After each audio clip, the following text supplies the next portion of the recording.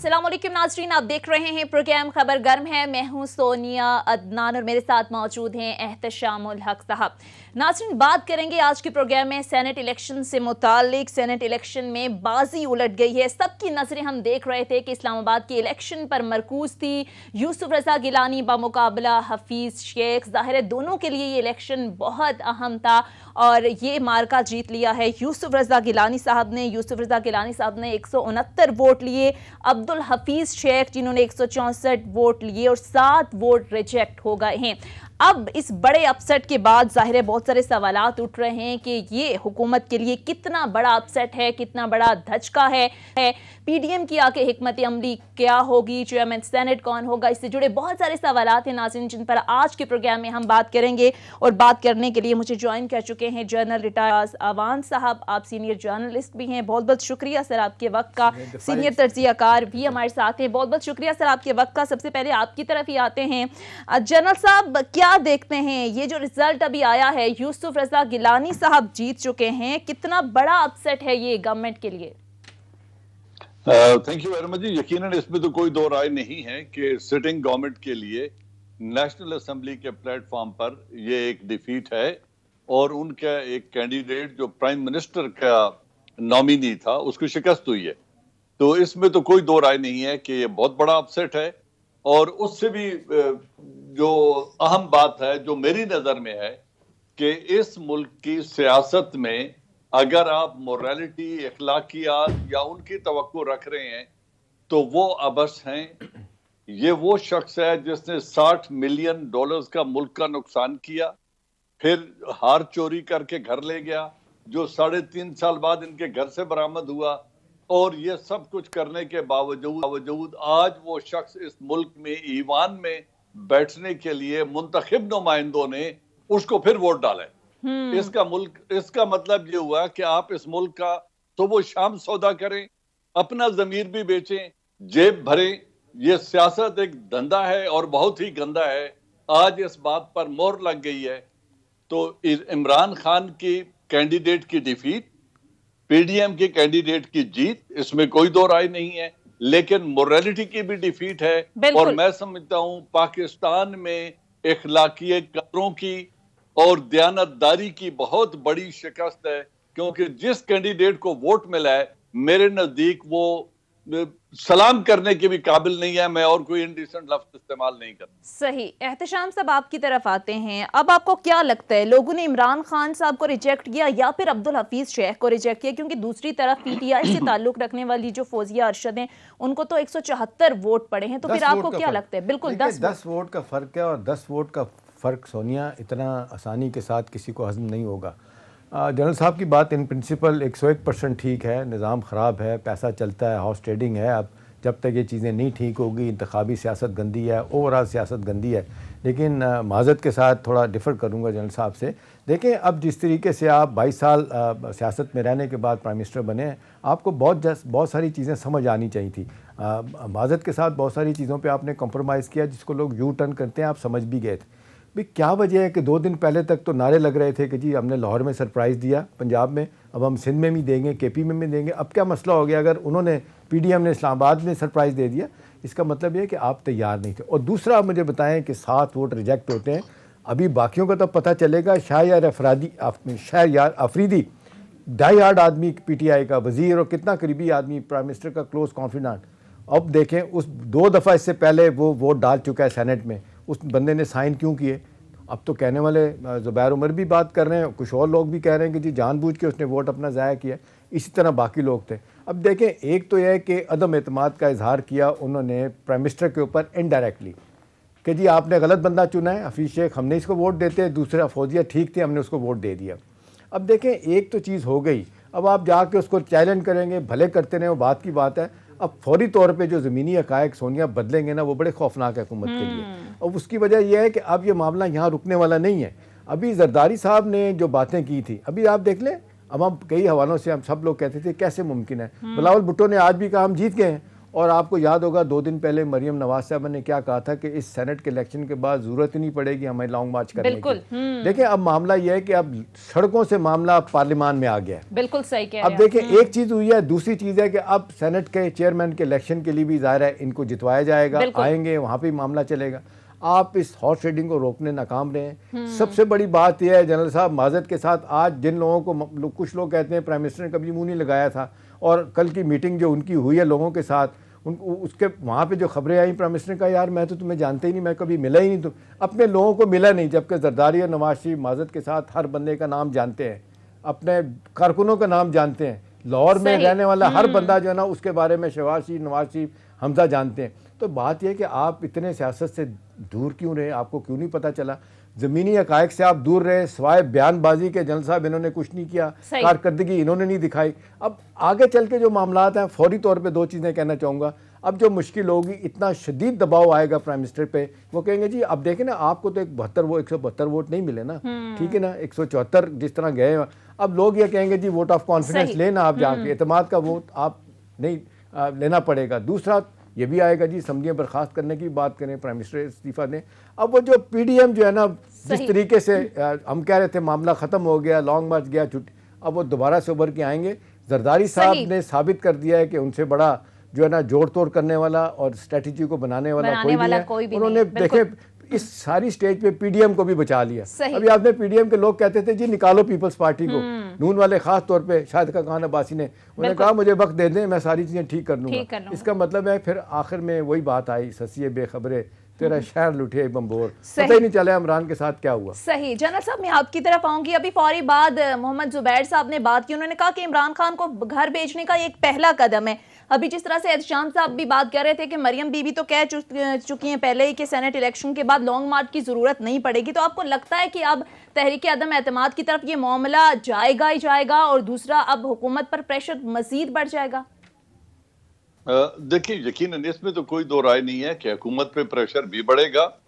Opposition बहुत बुलंद दावे करने की पोजीशन में भी आ गई है, वो इमरान खान का इस्तीफा भी मांगेंगे, इसमें कोई दो राय नहीं है, ये होना है। और ये तमाशा अभी हम रोजाना देखा करेंगे। लेकिन देखने की बात यह है कि अगर इमरान खान या उनकी पार्टी की डिफीट होती तो इसी ईवान में 174 वोट इमरान की पार्टी को, इमरान की कैंडिडेट को ना मिलते। तो इससे एक नतीजा तो मैं ये निकालता हूं कि अगर इमरान खान का ये कंसेंसस कैंडिडेट नहीं था, पार्टी को एतमाद में लिए बगैर इस कैंडिडेट को फील्ड किया था, तो वो अपने डिसीजन मेकिंग प्रोसेस को देखें if he wants to stay in power. एक बात। दूसरी, इमरान खान के खिलाफ अदम एतमाद ये नहीं है, क्योंकि अगर उनकी दूसरी कैंडिडेट भी हार जाती तो फिर हम कहते हैं कि आज मुकम्मल तौर पर जिसे कहते हैं ना वॉश आउट हो गई है पीटीआई इसी एक प्लेटफॉर्म के ऊपर। जिस प्लेटफॉर्म पे वो 172 सीटों से हुकूमत कर रहे हैं उसमें से 174 वोट उनको मिल गए। तो ये कहने को तो होगा, लेकिन हमारे मुल्क में इखलाकियात पे आज तक किसने इस्तीफा दिया है? बिल्कुल सही कह रहे हैं। कौन? जो मांगने वाले हैं उनका माजी क्या है, उनका इखलाक क्या है?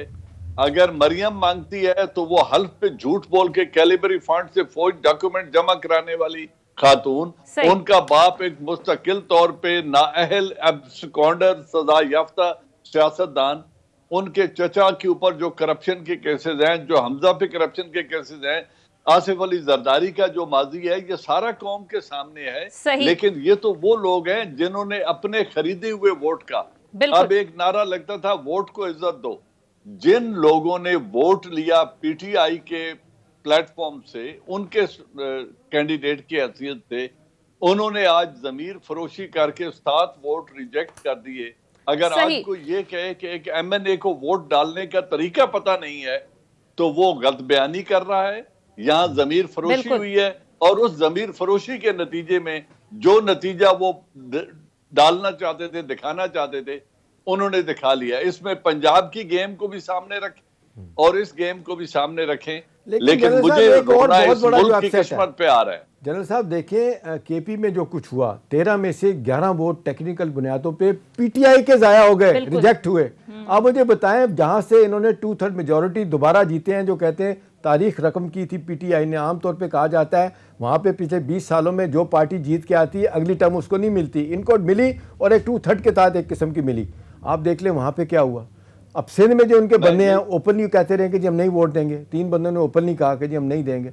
अब सवाल तो ये शहरियार अफरीदी का तो लोग कहते हैं कोई माफ नहीं करने के लिए तैयार, ना कोई भूलेगा, मतलब मैं मानने के लिए तैयार नहीं। मकसद ये है जी एहतशाम साहब, इससे नतीजा एक निकलता है कि सियासत एक कारोबार है और इस कारोबार को सियासतदान उसी तरीके से जारी रखना चाहते हैं जैसे अरसा दराज से जारी है। जिस तरह मुशर्रफ साहब नाकाम हुए और इन्हीं लोगों के साथ बैठ के फिर हुकूमत की और अपने 10 साल जाया किए, आज इसी तरह इमरान खान को ये पूरी तमाम तर करप्ट फोर्सेस आइसोलेट करके कौम से वो उम्मीद छीनना चाहती हैं कि इस मुल्क में कभी कोई दयानतदार रवैयों की बात ना करे और सियासत में ट्रांसपेरेंसी की बात कोई ना करे। ये नारा हमेशा के लिए दफन हो जाए और वही लोग इख्तियार में आएंगे, उन्हीं के आने वाली नस्लें आएंगी जिन्होंने इस मुल्क को बेचा है। ठीक है जनरल साहब, आप आरा भी आएंगे, मुझे एक ब्रेक के लिए नाज़रीन कहा जा रहा है, मुख्तसर ब्रेक लेते हैं, स्टे विद अस।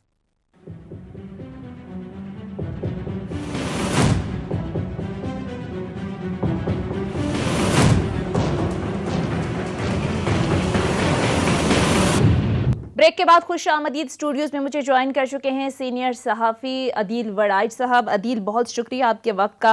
अदील, अब ये जो फैसला सामने आया है यूसुफ रज़ा गिलानी के हवाले से, इससे पहले बहस भी हो रही थी प्रोग्राम में, लेकिन ये इलेक्शन जितने कंट्रोवर्शियल हुए, हमने देखा कि कल भी जिस तरीके से वीडियोज़ मंजर आम पर आए, ऑडियोज़ का मंजर आम पर आना, खुलेआम मंडियां लगने के सबूत भी मौजूद हैं, तो आपको क्या लगता है हुकूमत अब चैलेंज करने जा रही है, हुकूमत की जानिब से बाकायदा तौर पर कहा गया है, तो ये पीटीआई के हक में होगा, चैलेंज करना चाहिए आपको लगता है? जी, ऐसे लगता है कि पाकिस्तान तहरीक इंसाफ एंटीसिपेट कर चुकी थी कि कुछ खराबी कहीं ना कहीं हो सकती है, क्योंकि अब्दुल हफीज शेख के हवाले से पार्टी के अंदर काफ़ी रिजेंटमेंट इस हवाले से पाई जा रही थी। बहुत से लोग सरेआम इस हवाले से बयान भी दे चुके थे, तो इस बात का इम्कान किसी हद तक था कि कोई ट्रबल क्रिएट हो सकती है। और जो गुज़िश्ता रोज वीडियो सामने आई हैं वो ये बता रही हैं कि उन्होंने पहले ही एक ऐसा माहौल बना दिया पाकिस्तान तहरीक इंसाफ ने कि ये वीडियोस अगर इलेक्शन के बाद आती तो इसका इंपैक्ट कुछ और होता है, लेकिन इलेक्शन से एक रोज पहले आना और उसके बाद इलेक्शन कमीशन ऑफ पाकिस्तान से रुजू कर लेना और उससे एक रोज पहले सुप्रीम कोर्ट ऑफ पाकिस्तान का फैसला आना, राय आना, और उस राय के बाद इलेक्शन कमीशन ऑफ पाकिस्तान का ये कहना कि अभी वक्त नहीं है इन रिकमेंडेशंस पर अमल दरामद करने के हवाले से, ट्रांसपेरेंसी के हवाले से जो पहले से चलने वाली जो प्रैक्टिस है उसी को ही कंटिन्यू किया जाएगा। तो पाकिस्तान तहरीक इंसाफ इस बुनियाद पे अपना जो कानूनी अगला जो जंग है, अगला जो महाज है, वो इस बुनियाद पे बनाने जा रही है। और जी सही, ठीक है। एहतशाम साहब, मैं आपकी तरफ आऊँगी, आपको क्या लगता है हफीज़ शेख साहब की नाकामी की वजह कैंडिडेट का इंतखाब गलत होना या फिर पीटीआई के अपने अंदर से इख्तलाफात, इत्तेहादियों के मामला, क्या लगता है इस पूरे सिनेरियो में? देखिए, ये जो सेनेट का इलेक्शन हुआ है ना, आप देख लें कि इसमें अदील और जनरल साहब की सारी पॉलिटिकल पार्टीज़ के अंदर फॉल्ट लाइन सामने आई थी, कोई किस तरह आई, कोई किस तरह आई। लेकिन एक चीज़ जो बड़ी वाज़ेह तौर पे सामने आई थी वो ये थी कि जिस तरीके से जितने इत्मीनान के साथ जरदारी साहब बात कर रहे थे, बीच में खामोश हो गए थे, बिलावल साहब, मरियम साहबा बोलती रही थी। बिल्कुल। अब ये आई ओपनर होना चाहिए था इनके लिए। देखें, किसको नहीं पता कि जनाब कौमी असम्बली का इजलास या कौमी और सूबाई असम्बली के इलेक्शन आबादी की बुनियाद पर होते हैं, ये आप मुतनासिब नुमाइंदगी के तहत होते हैं सेनेट के इलेक्शन। तो इतना बड़ा ये मामला नहीं था कि इसको आप हैंडल ना कर सकते। पहली तो बात, आपके सवाल का जवाब है कि जी जो डिसग्रंटल एलिमेंट थे उन्होंने खुल के अपना इस बात का इजहार किया नाराज़गी का पीटीआई से, चाहे उन्होंने जान के इनवैलिड करवाए वोट, चाहे उन्होंने ओपनली दिए। अब ये बात की बात है। अब सवाल है कि जी आप चैलेंज करेंगे, आप करें। देखिए, सियासत, ये नवाबजादा नसरुल्लाह खान की बात मैं कई दफ़ा बात करता हूँ, वो कहते हैं बड़ा बिरहम प्रोफेशन है, इसमें तबई मौत में कहते हैं एक दफ़ा इंसान मरता है, यहाँ पे सियासतदानों को रोज़ मरना पड़ता है। अब जो फॉर द टाइम बीइंग जो आप गेन करते हैं ना सियासत में, उसकी अहमियत होती है। अब परसेप्शन की हद तक जनरल साहब आपकी बात 101% एग्री करता हूँ कि ठीक है, ये बंदे ने इस हद तक लड़ाई लड़ी है कि कॉम्प्रोमाइज़ नहीं किए, लेकिन इतनी खौफनाक गलतियाँ सियासी तौर पे की हैं कि जिसका इनको भुगतना पड़ रहा है। बंदों की चॉइस के हवाले से देख लें, ठीक है, ये मजबूरी होगी हफीज़ शेख को लाना, बहुत से लोग कहते हैं, IMF, वर्ल्ड बैंक, फिर सारी दुनिया वो थी, लेकिन सवाल यह है कि जी इसके लिए आपको बड़ा प्रॉपर वर्किंग करनी चाहिए थी, नहीं की गई। फिर लोगों के दिलों में ये बात बैठ गई कि जो नज़रियाती आदमी नहीं है, बाहर से आया, और फिर प्रोपेगेंडा इतना खौफनाक अपोजिशन की तरफ से कि जी बैग उठाएगा अगले दिन चला जाएगा। एक इंडियंस का फंड मैनेज करता है अरबों डॉलर का वहाँ पे दुबई में बैठ के, और हमेशा आता है आके चला जाता है। भाई आपको कंट्रोवर्शियल आदमी को, और फिर पीपल्स पार्टी ने जिस बंदे को निकाला आपने उसको अपना बना दिया है फाइनेंस मिनिस्टर, ये गलती। चले हम गलतियों की तरफ नहीं जाते। मुझे जो आगे जनरल साहब मामला लग रहा है वो हुकूमत की मुश्किलात में गवर्नेंस के हवाले से, हुक्मरानी करने के हवाले से बहुत लग रहा है। आपको याद होगा 3 साल नवाज शरीफ साहब ने गुजारे, 2 साल बाद में भी गुजारे, और 2 साल रह गए थे जब ये पनामा आया था। लेकिन आपने देखा कितनी मुश्किल से कितने सियासी मामलात ख़राब हो गए थे, कितनी रसवाइयाँ उसके बाद ये 2 साल पूरे की। मुझे आई एम अफ्रेड कि ये 2 साल इनके लिए मुश्किलात होगी, क्योंकि सियासी पत्ते खेलने में वो कामयाब हो गए, और वो जो एजेंडा वो अपना दे रहे हैं। अब देखें ना, इसमें तो अब मुझे बताएं कि गिलानी को सिंध से जितवाना को मुश्किल काम था, वहाँ से जितवा सकते, यहाँ से लाने का मतलब यह है कि उन्होंने लॉन्ग टर्म जनरल साहब प्लानिंग की है, उसको चेयरमैन लगवाएंगे सेनेट का, फिर आप देख लें आहिस्ता आहिस्ता वो आगे जाएंगे, और फिर मामला अब जो पार्लियामेंट में चला गया, सड़कों पे नहीं है। हुकूमत को अब चाहिए कि जी अपने बंदे, वो पंजाबी कहते हैं अपनी मंजी थले डांग फेरो। अब इनको वक्त आ गया डांग फेरे, इनको पता चले हुई जो तब ये बच सकते हैं, अदरवाइज इनके लिए मुश्किलात बढ़ेंगी। ठीक है जनरल साहब, मैं आपकी तरफ ही आऊंगी। जिस तरह से अभी एहतशाम साहब ने भी बात की, आप भी बात कर रहे थे कि जाहिर है गिलानी साहब की जीत के बाद हुकूमत पर प्रेशर बढ़ जाएगा, जाहिर है मुश्किलात भी बढ़ती हुई नजर आ रही हैं। तो आपको क्या लगता है अब आगे हुकूमत की स्ट्रैटेजी क्या होनी चाहिए? क्योंकि हम देख रहे हैं कि परफॉर्मेंस पर, गवर्नेंस के मामलात पर ऑलरेडी बहुत ज्यादा तनकीद हो रही थी, अब एक और बड़ा सेटबैक जो है हुकूमत के उस हिस्से में आया है। तो क्या लगता है, अब आपको लगता है कि स्ट्रैटेजी तब्दील करने की जरूरत है? और सियासत में गंदगी मजीद बढ़ेगी जनरल साहब? देखिए जी, सियासत तो इतनी गंदी है कि इसमें मजीद गंदगी बढ़ाने की गुंजाइश नहीं है। ये लबालब भरा हुआ है गंदगी से। अब दूसरी बात यह है कि जो आप कंपैरिजन कर रहे थे नवाज शरीफ और इमरान खान का, कि उन्हें भी पनामा के बाद बड़ी मुश्किल पेश आई थी, उस वक्त उनकी जात पर करप्शन के इल्जामात थे, उनकी जात पे सवाल उठ रहे थे कि आपके एसेट्स अब्रॉड और आपकी नाबालिग औलाद के एसेट अब्रॉड कैसे बने, और आज वो बिलियंस का कारोबार लंदन और दूसरे ममालिक में कैसे कर रहे हैं।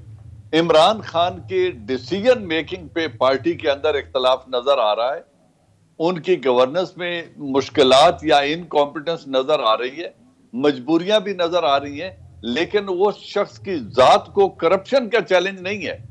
लिहाजा देखने वाली बात अभी यह है कि जिस तरह अभी हम बात कर रहे थे थोड़ी देर पहले, कि जब कौमी असेंबली में अगर वो अदम एतमाद लेकर आते हैं, जिसकी वो जुर्रत नहीं करेंगे, अगर वो लेकर आते लाने की जरूरत नहीं है, वो इनको मजबूर करेंगे कि एतमाद का वोट लें। वो कहेंगे जी आपने जिस बंदे को इस्लामाबाद से जितवाना था वो तो आपके नंबर ही नहीं पूरे थे, लिहाजा नंबर पूरे करें अपने पहले 174 लेके आए वहां पर। एहतशाम साहब, अगर कोई ऐसी कॉन्स्टिट्यूशनल प्रोविजन है तो फिर तो बात बनेगी, लेकिन अगर आईन प्राइम मिनिस्टर ऑफ पाकिस्तान को एक सीट जो इनके एक कैंडिडेट को वोट मिले 164 और दूसरे को मिले 174, तो पार्टी के ऊपर तो अदम एतमाद ना हुआ। वो कैंडिडेट भी तो इमरान खान की कैंडिडेट है ना। सही। तो ये पार्टी के ऊपर या इमरान खान के ऊपर अदम एतमाद नहीं है, ये इस कैंडिडेट के ऊपर है। और इस कैंडिडेट का आप देखना पड़ेगा कि कौन कौन से वो हलके थे जो इनकी नॉमिनेशन पर मोतरज थे। बिल्कुल। और क्या इमरान खान ने जिद करके इनको नॉमिनेट किए, क्योंकि ये तो मिनिस्टर तो थे ही, रह सकते थे। बिल्कुल। इनको कैंडिडेट बनाना जरूरी तो नहीं था। तो मुझे लगता ये है कि ये इंटरनल डिसीजन मेकिंग उनकी कुछ चैलेंज हुआ है पार्टी के अंदर से। सही। अब जो उनके बाकी कैंडिडेट बनने थे वो तो बन गए। बिल्कुल। जो प्रोविंशियल असेंबलियों से नॉमिनेट होने थे वो भी हो गए। तो अच्छा जनरल साहब, आप कंसर्न क्वार्टर के भी बड़े करीब हैं, आपको लगता है, कुछ लोगों का ख्याल है कि जी इस्लामाबाद की हद तक जो है ना उन्होंने सर अपना हाथ उठा लिया था पीटीआई से, बाकी जगहों पे है, आपको लगता है कि ऐसा हुआ था?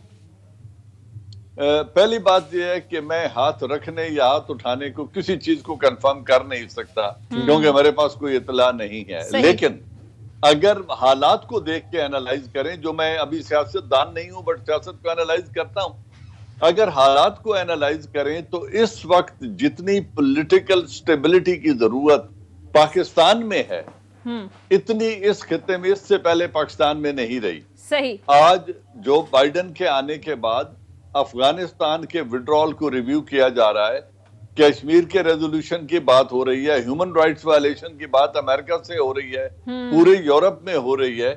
इस मौके पर अगर आप हुकूमत वक्त को ही डिस्टेबलाइज कर देते हैं सही, और आप किसी ऐसे नौवारिद को फिर ले आते हैं जिसके आने के इम्कानात नहीं है, तो फिर आप मुल्क में वो हालात क्रिएट कर रहे हैं जो आर्मी के लिए इतना बड़ा चैलेंज बन जाएंगे। ठीक है, क्योंकि अभी फाटा और पाटा जिनको मर्ज किया है, सही, उनकी स्टेबिलिटी के लिए आर्मी बहुत बड़ा काम कर रही है।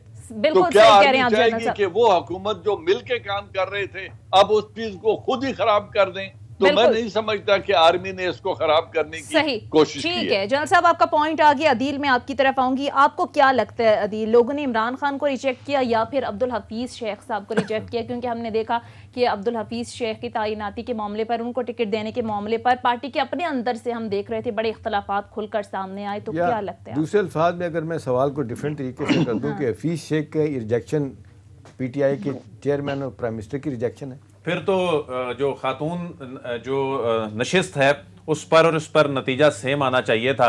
और जो सूरत हाल है वो बड़ी डिफरेंट है। वोट जो रिजेक्टेड हैं उस पर सूरत हाल बड़ी डिफरेंट है। तो वो ऐसे लग रहा है जो चीज़ अभी तक सामने आई है कि इमरान खान की सिलेक्शन को रिजेक्ट किया है उन्होंने, उनके जो टिकट दिए जाने के फैसले को रिजेक्ट किया है। और जहां तक बात है कि तहरीक अदम एतमाद की, तहरीक अदम एतमाद में देखें आइन के तहत वो एक ओपन वोटिंग है, वो उसमें कुछ सीक्रेट वोटिंग नहीं है। उसमें फिर जिसने भी आना है सीना तान के सामने आना है और कहना है कि जी मैं आपके खिलाफ वोट दे रहा हूं। जो सीक्रेट बैलेटिंग है उसमें फायदा उठाना, अपनी मर्जी का वोट डालना, और अच्छा उसमें अपनी मर्जी भी नहीं कर सकते आप, उसमें आप फ्लोर क्रॉसिंग नहीं कर सकते। उसमें अगर आप फ्लोर क्रॉसिंग करते हैं तो उसमें आप डिस्क्वालीफाई हो जाते हैं। तो क्या किसी में फिर इतनी इखलाकी जरूरत होगी? वो अपनी कुर्बानी देगा, अपनी नशिस्त की कुर्बानी देगा, उसमें 63A का इत्तलाक होगा। तो ये जो कह रहे हैं कि ये मामला तहरीक अदम एतमाद की तरफ जाएगा, तहरीक अदम एतमाद की तरफ जाने के लिए ना सिर्फ सियासी तौर पर जुर्रत चाहिए बल्कि उसमें बड़ी आईनी रुकावटें हैं। और ये आईनी रुकावटें नून लीग और पीपल्स पार्टी इन्होंने 18वीं तरमीम के जरिए डाली थी, 63A 18वीं तरमीम के जरिए। तो बरल इखलाकी तौर पर जरूर एक सेटबैक जरूर है पाकिस्तान तहरीक इंसाफ के लिए। इमरान खान को अगरचे रिजेक्ट नहीं भी किया, इमरान खान की सिलेक्शन को रिजेक्ट किया है, लेकिन उनके लिए ये दचका जरूर है। देखिए मैं माजरत के साथ जनरल साहब से भी और अदील आपसे भी मैं थोड़ा डिफर करूंगा। देखें इसको होलिस्टिक इसकी अप्रोच लें आप सारी। देखें इसको एक वाकई के तौर पे ना देखें। अब इसमें फिर कारकर्दगी के सवालात, बुजदार की अपॉइंटमेंट, यहाँ पे 52-53 लोगों का होना, उसके बाद कैबिनेट में लोगों का होना, फिर अब जिसको कहना चाहिए कि परफॉर्म ना करना, ये सारे सवाल जुड़ जाएंगे। बिल्कुल आप कह रहे हैं कि हुकूमत के एंड पे भी बड़ी कमजोरियां रही हैं, जिसका नतीजा जो है वो उन्हें आज भुगतना पड़ा। जनरल साहब मैं पाऊंगी, लेकिन माजरत के साथ एक ब्रेक के लिए नाज़रीन कहा जा रहा है, मुख्तसर ब्रेक लेते हैं, हमारे साथ रहिए।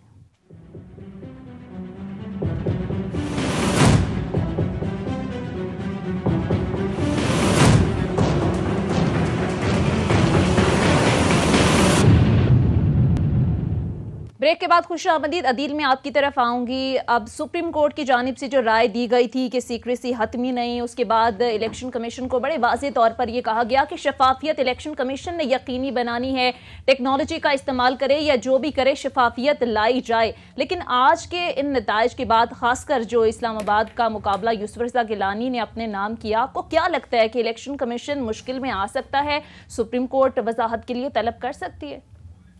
बिल्कुल मुश्किल में आ सकता है इलेक्शन कमीशन। उसकी वजह यह है कि अब जब तहरीक इंसाफ ये अपना मुद्दा लेकर जाएगी इलेक्शन कमीशन या किसी अदालत के पास और बोलेगी कि सुप्रीम कोर्ट ऑफ पाकिस्तान ये करार दे चुकी है कि जो सीक्रेसी है ये एब्सोल्यूट नहीं है, ये दायमी नहीं है। उसके बाद जब पाकिस्तान तहरीक इंसाफ अगर ये इल्जाम लगाए कि उसका वोट चोरी हुआ है या उसका वोट खरीदा गया है या उसके वोट में गड़बड़ हुई है या उसके वोट को जानबूझकर रिजेक्ट किया गया है या उनके लोगों ने जानबूझकर किया है, तो जो सीक्रेसी इज नॉट एब्सोल्यूट, और उसके बाद इलेक्शन कमीशन इकदाम करे, अब टेक्नोलॉजी का इस्तेमाल करे, आईनी पावर्स हैं, उसके बाद इलेक्शन कमीशन को भी जवाब देना होगा। क्योंकि इलेक्शन कमीशन ने जो प्रेस रिलीज जारी की थी उसमें उसने तस्लीम किया था कि वो इन रिकमेंडेशंस पर मिनुअन लेटर एंड स्पिरिट में अमल करने जा रहा है। इलेक्शन कमीशन ने इनकार नहीं किया कि जी वो उस पर बाइंडिंग नहीं होती। इलेक्शन कमीशन ने तस्लीम कर लिया कि उस पर इसकी बाइंडिंग है, लेकिन कहा कि जी वक्त कम है, वक्त की कमी की वजह से पुराना तरीकाकार ही चलेगा। तो इलेक्शन कमीशन को ऐसे लगता है कि ये मामला जब आगे अदालतों में जाएगा तो इलेक्शन कमीशन को इस पे जवाब देना और होगा। अदील हुकूमत की जानिब से ये भी कहा गया था। एक सेकंड सोनिया, देखें हमारे मुल्क में अदील जनरल साहब एक चीज़ देखिएगा कि टेक्निकल बुनियाद का लफ्ज़ इस्तेमाल करके बहुत कुछ हो जाता है। मैंने जितने लोगों को सुना है, बहुत सारे लोग इंक्लूडिंग सेक्रेटरी इलेक्शन कमीशन के कंवर दिलशाद साहब और इसी तरह से कई एक मैंने वकीलों को सुना, पाए के वकीलों को, वो ये कहते हैं कि जी ये राय है, ये मैंडेटरी नहीं है, ये पाबंद नहीं करती इलेक्शन कमीशन को ऐसा करो। अगर वो नहीं करते जिस तरह अदील बात कर रहे हैं तो सुप्रीम कोर्ट कुछ नहीं बिगाड़ सकता उनको, क्योंकि ये 226 के तहत ये इलेक्शन था ही अपना क्या कहते हैं सीक्रेट, और 186 के तहत आप जाकर सिर्फ राय ले सकते हैं। देखिए मैं एक और बात कर रहा हूँ, मैं जनरल साहब मैं ज़मीनी हक़ाइक़ की बात कर रहा हूँ। ये बयाली साहब प्रोफेशन में जो गुजारे हैं वो उसने एक बात सिखाई है, ये जो आप मोरालिटी की बातें कर रहे हैं मैं बिल्कुल आपसे एग्री करता हूँ। मैं कहता हूँ ये खात्मा होना चाहिए, हर आदमी ये चाहता है कि नासूर ख़त्म होने चाहिए, लेकिन सवाल ये है कि फॉर द टाइम बीइंग कुछ अरसे के लिए, या हु नोज़ कि कुछ लोग कहते हैं जी पता नहीं सिस्टम किस तरह रहेगा, रहेगा नहीं रहेगा, इसके बाद सूरत हाल किधर जाएगी। लेकिन एक चीज़ बड़े वाज़े तौर पे तय है कि जो एजेंडा पीडीएम ने बनाया था वो बड़े ज़बरदस्त तरीके से आगे लेके जा रहे हैं, और ये एजेंडा पीटीआई के लिए मुश्किलात पैदा कर रहा है, और पीटीआई की मुश्किलात में इंटरनल उनके मामलात वो ज्यादा मुश्किलात पैदा कर रहे हैं। जनरल साहब आपकी तरफ आऊंगी, आपसे ये जानना चाहूंगी कि इस सारी सूरत हाल में इलेक्शन कमीशन का रोल आप क्या देखते हैं? हमने देखा कि जब सुप्रीम कोर्ट की जानिब से राय दी गई तो इलेक्शन कमीशन की जानिब से ये कहा गया, हम मानते हैं कि ये सारे मामलात होते हैं, जिस तरह से वीडियोज भी आपने भी देखा कि मंजर आम पर आई, लेकिन वक्त कम था, जिस पर हुकूमत की जानिब से ये कहा गया कि ये मौकिफ कमजोर है इलेक्शन कमीशन का, क्योंकि हम मुआवनत के लिए तैयार हैं, सिर्फ इलेक्शन कमीशन फैसला करे। तो कैसे देखते हैं इलेक्शन कमीशन के किरदार को आप? देखें बात यह है बेटा कि दोगला और मशकूक रवैया है इलेक्शन कमीशन ऑफ पाकिस्तान का। जब उन्हें 24 घंटे पहले बता दिया गया था कि वोट को रिजेक्ट कराने का तरीका भी बैठकर तय किया जा रहा है, एक कैंडिडेट का बेटा और कुछ लोग मिलके कि वोट को रिजेक्ट किस तरीके से करवाना है। अच्छा अगर जनरल साहब माजर के साथ एक जुमला, आज आपने देखा कि थ्रू आउट जिसको कहते हैं स्क्रीनशॉट लिए जा रहे थे, कौन वोट किसको दे रहा है, सबको पता चल रहा था किधर क्या हो रहा है, दोनों तरफ से। बिल्कुल दोनों तरफ से जी।